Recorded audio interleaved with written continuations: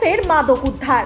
গোপন সূত্রে খবর পেয়ে ভাঙড় থানার পুলিশ ও ভাঙড় ডিভিশনের ডিসি টিম যৌথ অভিযান চালায়। বাসন্তী হাইওয়ের বড়ালীঘাটে থামানো হয় একটি সাদা ট্যাক্সি, আর সেখানেই লুকিয়ে ছিল বিপুল পরিমাণ গাঁজা। তল্লাশিতে উদ্ধার হয় 4টি ব্যাগ ভর্তি মাদকদ্রব্য।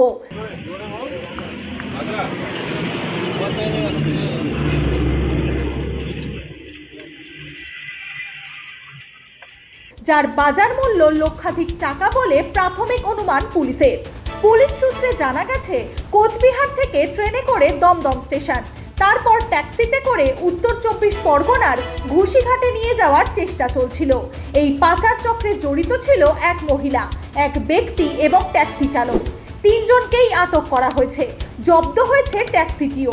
তদন্তকারীরা খতিয়ে দেখছেন এর পিছনে আরো বড় চক্র সক্রিয় কিনা। মাদক বিরোধী এই অভিযান ভাঙড়ে ফের প্রমাণ করলো আইনের চোখ এড়িয়ে পালানো সহজ নয়।